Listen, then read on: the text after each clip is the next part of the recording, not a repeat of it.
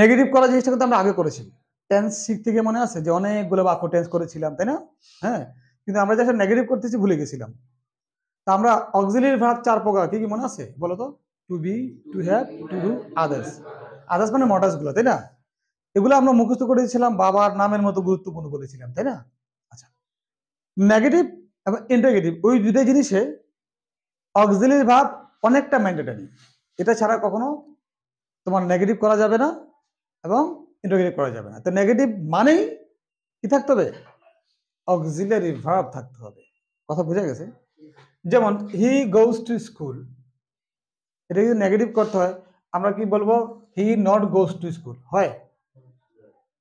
হয়? হয় না। তাহলে ম্যান্ডেটরি হচ্ছে নটার আগে কি থাকতে হবে? Auxiliary verb. এই কারণে আমরা এই বাক্যে তো নাই, এই বাক্যে কোনো অক্সিলিয়ারি ভার্ব আছে? টু বিও নাই, টু হ্যাভও নাই, টু ডু নাই, আদার্স নাই। তো বলা হচ্ছে কোনো বাক্যে যদি কোনো কারণে অক্সিলিয়ারি ভার্ব দরকার হয় আর সেই অক্সিলিয়ারি ভার্ব না থাকে বাক্যে, সেক্ষেত্রে টু ডু ডু ডি ডাস এরা এসে সেই কাজটা করে দিয়ে যাবে। আমি কি কথা বুঝতে পারছি? যদি এরা আসলে ব্যাংকার, অর্থাৎ তোমার টাকা না থাকলে ব্যাংক থেকে তুমি টাকা নিয়ে আসবে, ব্যবসা করবা, তাহলে সেন্টেন্সের মধ্যে যদি অক্সিলিয়ারি দরকার হয় না থাকে, ব্যাংক থেকে নিয়ে আসছে আসা। আবার যখন তুমি এসআরএফে যাবে আবার দেখো, মনে করো এই বাক্যটা, এটা যদি এসআরএফ করতে যাও তোমাকে আবার কি বলবা? হি গোজ টু স্কুল। তার মানে তুমি আবার আগে জায়গায় যাবে, তুমি এটাকে আর খুঁজে পাবো না। আবার খেয়াল করে দেবে, হি ইজ গোয়িং টু স্কুল, এটাকে নেগেটিভ করতে হলে আমরা কি করছি? He is not going to school. Is আছে না? কিন্তু আমাকে যদি বলা হয় এটাকে তুমি আবার অ্যাসার্টিভ করো, তাহলে কি হবে?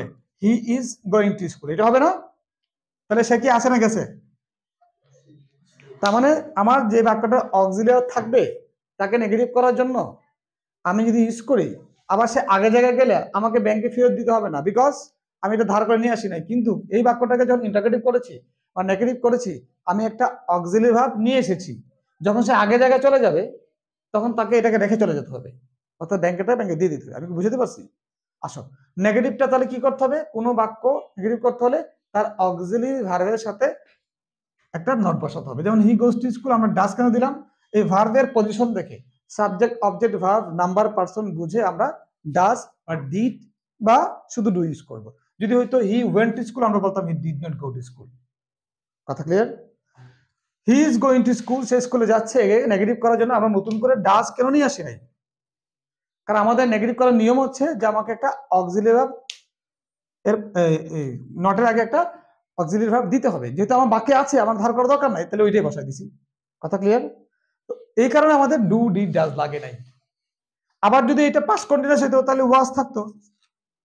যদি বাক্যটাতে he will go to school, তাহলে শুধু উইল থাকতো, আমরা উইল নট দিতাম, তাই না? যদি বাক্যটা পারফেক্ট হতো হয়তো he has gone to school, আমরা বলতাম হ্যাজ নট। কথা ক্লিয়ার? বুঝা গেছে? তার মানে নেগেটিভ করার নিয়ম কি?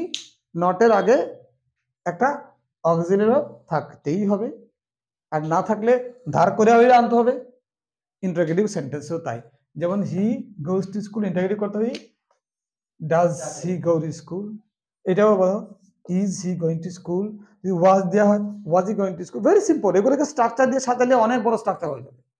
কথা ক্লিয়ার? আমরা এখন যে সেকশন 5টা করতে যাচ্ছি, এখানে বলা হচ্ছে যে বাক্যটা যদি নেগেটিভ হয়, কোনো কারণে বুঝতে পারো, okay right is a verb, ঠিক আছে, গো আছে, তাহলে হি ড্যাশ টু স্কুল, এটা কি হবে? হি গোজ হবে। যদি এখানে এমন থাকে নট টু গো, মানে নেগেটিভ থাকতে হবে, তাহলে আমাদের করতে হবে he not goes to school, এটা আনসার হবে, তাই না? কি হবে? He does not go to school. আমরা জানি নেগেটিভ করতে হলে আমাকে অবজেক্ট দিতেই হবে। এখন হি নট গো স্কুল দেওয়া আছে এখানে নাও। আমাদের নিশ্চয়ই মনে আছে যে বাক্যের মধ্যে কোনো মার্কার যদি আমাদেরকে বসায় দেওয়া হয়, সিল করে দিছে, এটা কোন টেন্সে হবে? তুমি যদি এখন বলো he does not go to school now, তাহলে ভুল হবে, কারণ নাও মানে প্রেজেন্ট কন্টিনিউয়াস টেন্স। পরে আসছি না? হ্যাঁ, তারপরে এখন বাক্যটা কি হয়ে যাবে? হি ডাজ নট গো হবে। যেহেতু নাও আছে, আমরা জানি ওই সে বাক্যটা কি হতে হবে? কন্টিনিউয়াস হতে হবে এবং প্রেজেন্টই হতে হবে। তাহলে প্রেজেন্ট কন্টিনিউয়াসটা কি হবে? He is not going to school. কথা ক্লিয়ার? আবার যদি he not go to school just now বা অলরেডি বা ইয়েট দিলাম, তার মানে আমাকে অবশ্যই পারফেক্ট করতে হবে। এখন যদি বলি হি ডাজ নট গো, এটা তো নেগেটিভ হইলো স্যার। না, ওই সিল করে দেওয়া আছে, অর্থাৎ ইয়ার দেখে বুঝতে পারতেছি অবশ্যই এটাকে আমাদের পারফেক্ট টেন্সে করতে হবে এবং প্রেজেন্ট পারফেক্টই করতে হবে। আর ইয়ার থাকলে সাধারণত বাক্যটা প্রেজেন্ট পারফেক্টই হবে এবং নেগেটিভ হতেই হবে, নট না থাকলেও হবে। কথা ক্লিয়ার? তাহলে কি হবে, he has not gone to school. কথা ক্লিয়ার? আমাদের সেকশন 5 আসলে এটাই বুঝাবে যে আমাদের এখানে নট গো থাকবে বা ব্র্যাকেটে থাকতে পারে বা বাক্যে কোথাও নট থাকতে পারে বা কোনো ধরনের এই সমস্ত মার্ক দিয়েও বলতে পারে যে বাক্যটা নেগেটিভ হবে। সেক্ষেত্রে নেগেটিভ আমরা কিভাবে করব, এই সেকশন 5টা হচ্ছে আমাদের সেই বিষয়। ক্লিয়ার? এই কনসেপ্টটা ক্লিয়ার হয়েছে? হ্যাঁ, নট করার জন্য কি করতে হবে?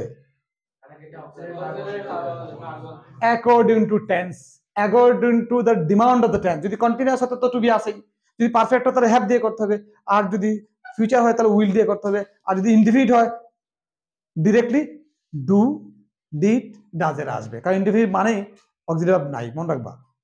ধরুন he goes to school, he its আছে, ইনডিফিনিট টেন্স মানে সাধারণত অক্সিলারি ভার্ব থাকবে না। তারপর এই কারণে do, did, interrogative present indefinite টেন্সের জন্য আসে। কথা ক্লিয়ার?